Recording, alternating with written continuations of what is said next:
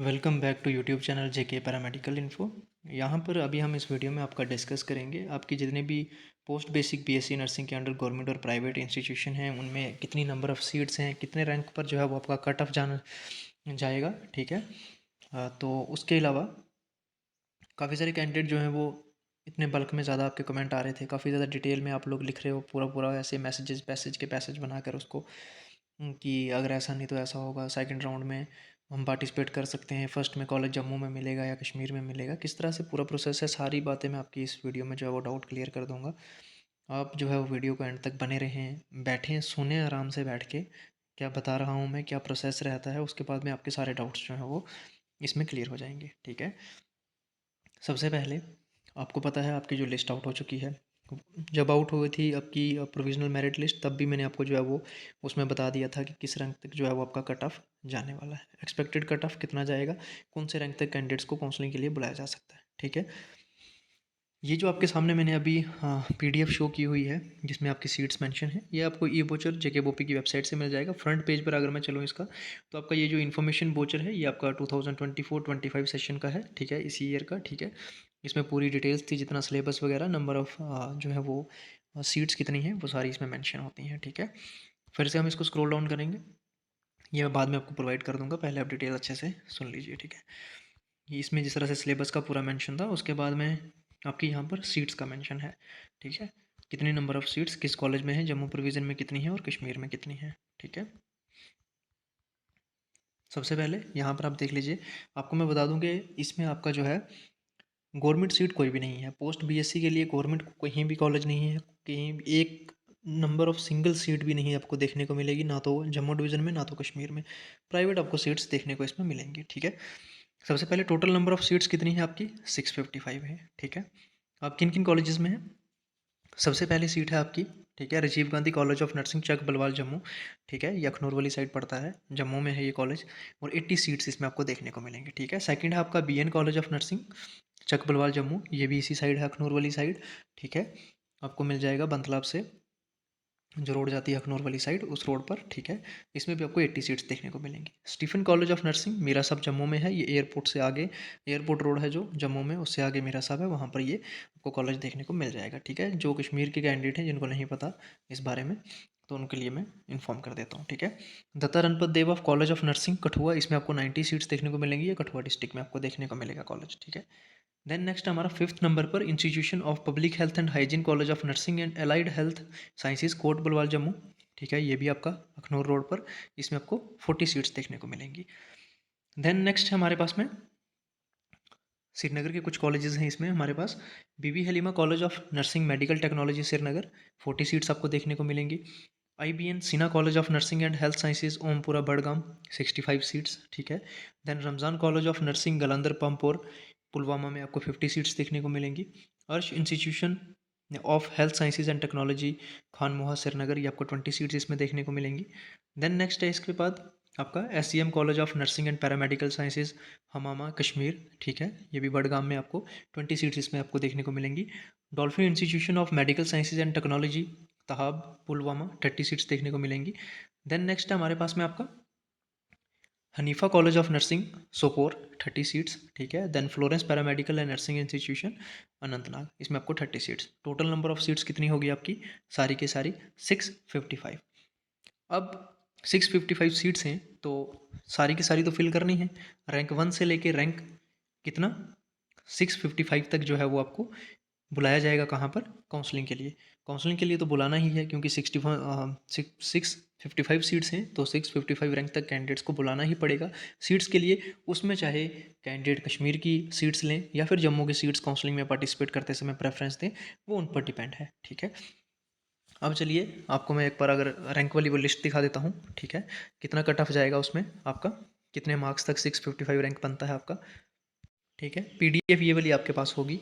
इसमें अगर आप देखेंगे तो 655, अगर आप यहाँ से सीरियल नंबर भी देखोगे 655, और यहाँ पर अगर आप ये भी देखोगे रैंक भी देखोगे 655, तो कितने मार्क्स पर बनता है, 24 मार्क्स पर।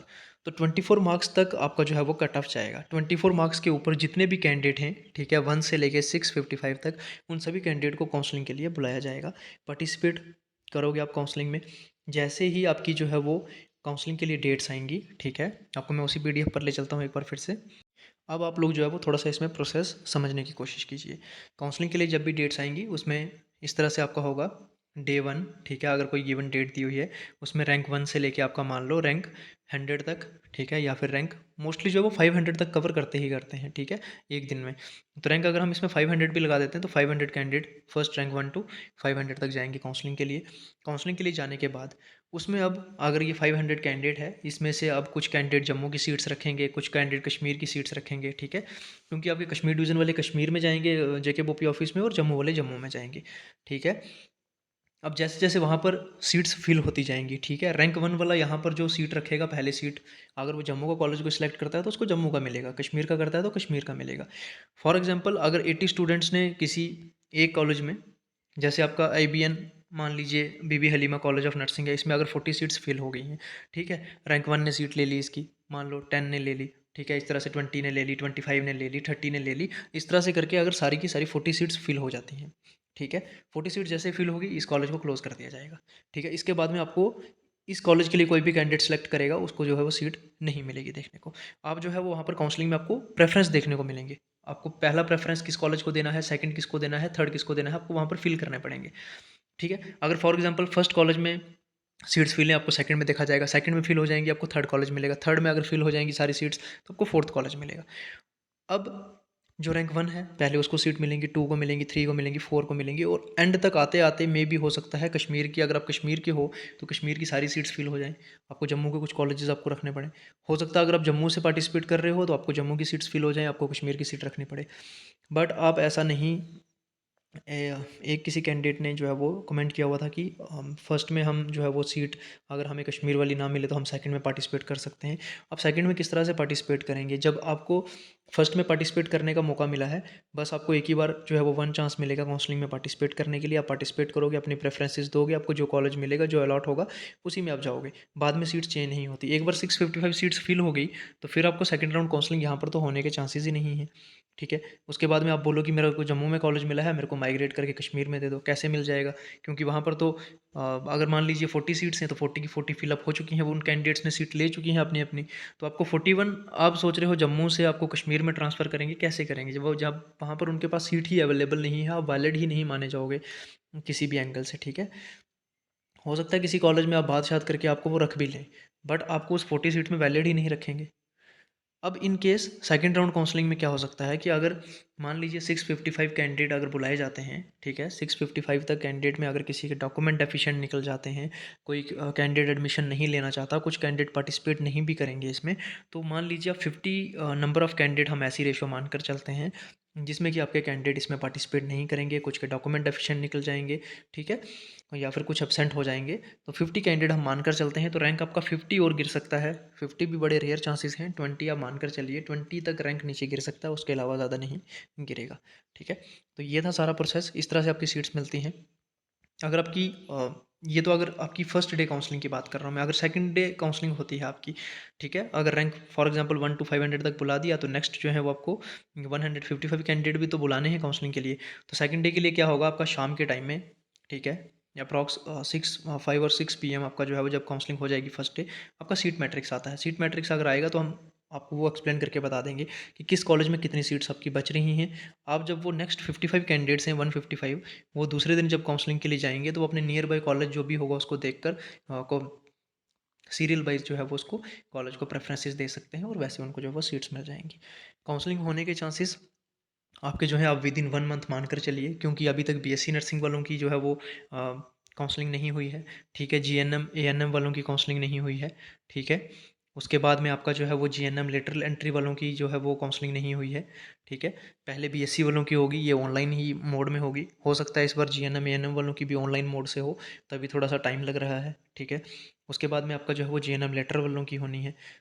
ये भी हो सकता है कि लेटरल और पोस्ट BSc दोनों की एक साथ ही काउंसलिंग के लिए बुला दें, कुछ अभी बोला नहीं जा सकता, बट लेकिन आपको मोटा मोटा जो है वो 1 मंथ तक जो है वो आप लोगों को वेट करना पड़ सकता है इसमें। तो ये है पूरा प्रोसेस, अच्छे से मैंने सारी डिटेल्स आपको बता दी हैं। इसके अलावा अगर किसी को क्वेरी है, कोई कुछ बातें पूछनी है, तो टेलीग्राम चैनल इज़ देयर, ठीक है, आपको डिस्क्रिप्शन में जो है वो लिंक्स मिल जाएंगे सारे, टेलीग्राम चैनल का भी, व्हाट्सएप चैनल का भी, तो आप लोग जो है वो ज्वाइन कर सकते हैं। कोई भी लेटेस्ट अपडेट होगा सबसे पहले आप तक पहुँचेगा। अगर आप चैनल को सब्सक्राइब करके रखते हैं तो पहली बार जुड़ रहे हैं, सब्सक्राइब कर लेना। Thank you so much.